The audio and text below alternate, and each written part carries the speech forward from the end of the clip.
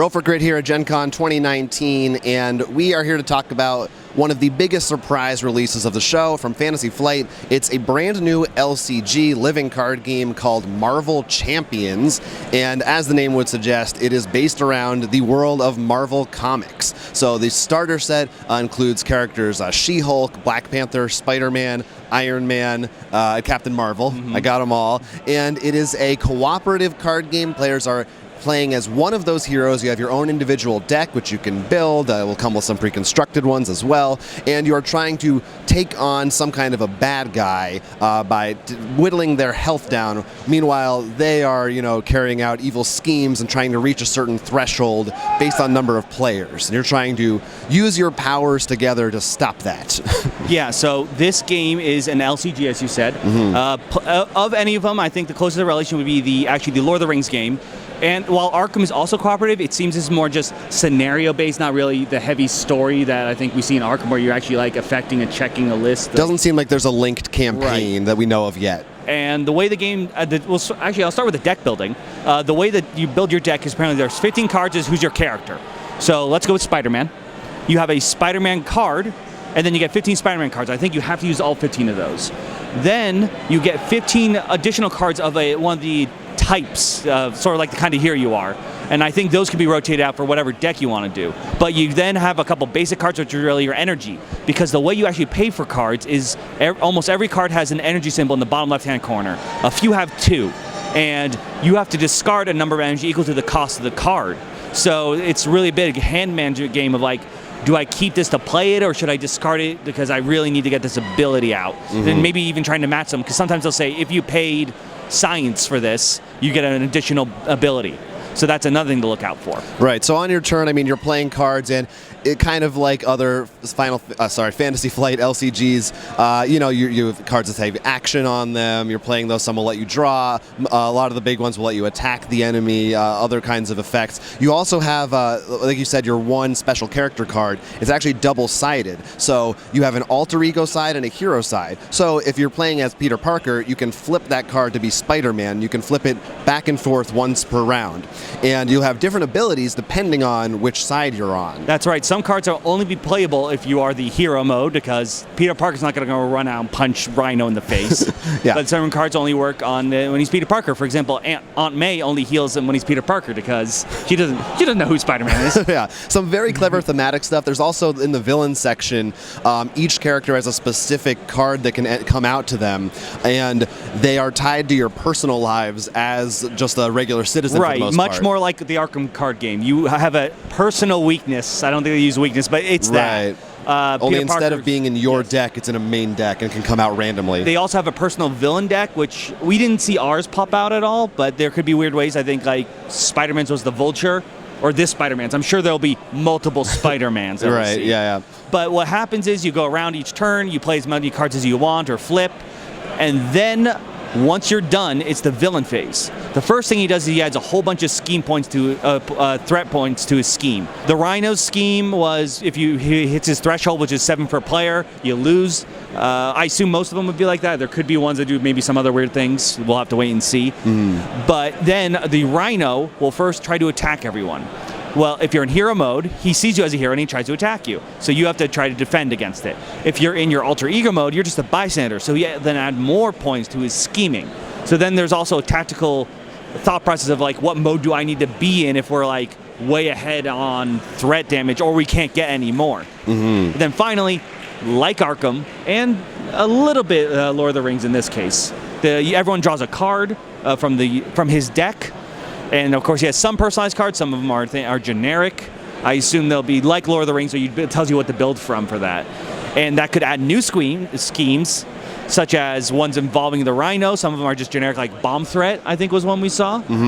And then each player has to flip over a card, deal with it. It could be those personal weaknesses that you mentioned before.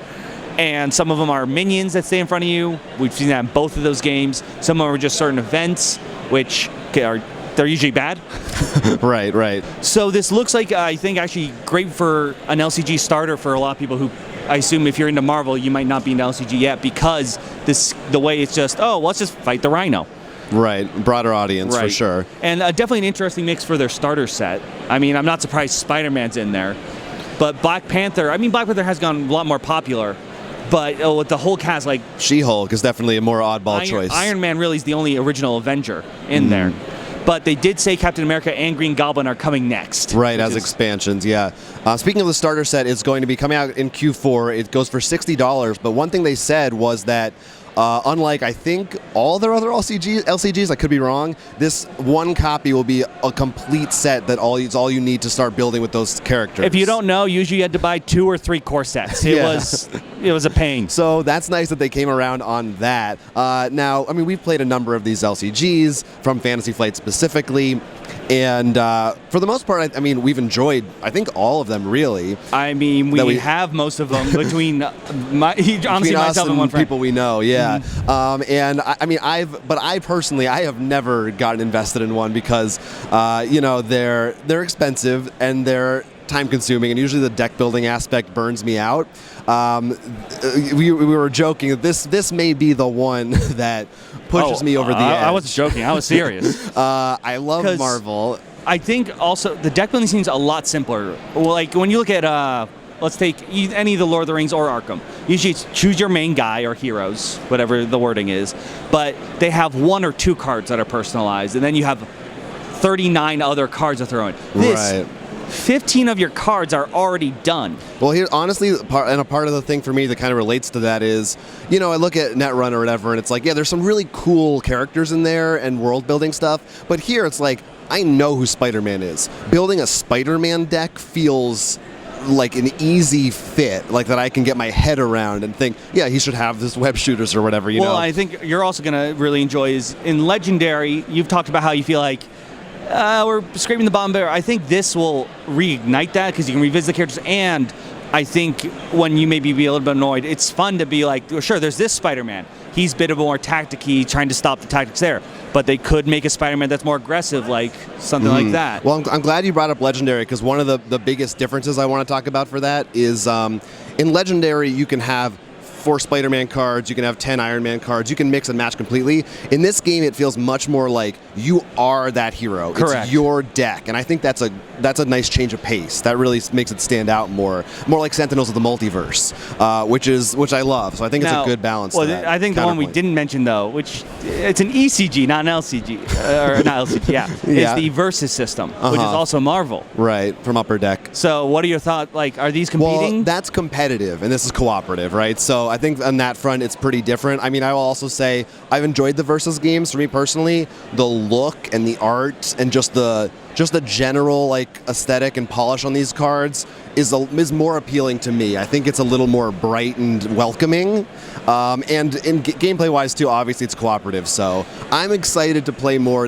In terms of the Marvel theme, I think there's a lot of cool stuff there, and like you said, maybe more of an accessible entry point for people who aren't as familiar with LCGs. I mean, I'm excited, and I really hope you do get into it, because I do love the Arkham card game. It's definitely one of my favorite games up there. Playing Lord of the Rings 2 has just been a blast with my friend, and I just can imagine this. I mean, sure, there'll be competitive things and like, oh, you can't play this, but I imagine you're just going to be like, oh, great, I just bought the Hydra deck. Let's just keep playing. Like, you can just have your Spider-Man deck that you've always been upgrading. It's casual because it's cooperative and you have fun with everyone. I think this will be I'm hoping at least you're going to really enjoy this. Yeah, it's a cool way to go, and it's surprising from Fantasy Flight. Not a license I thought they would have, but it seems like Marvel, everyone can get a license for it in board games. For more Gen Con content, like this video, subscribe to Roll for Crit, and follow us on all our social media platforms. But if you really need more, you can visit our Patreon. We'll be having a exclusive little Gen Con mini podcast to listen to.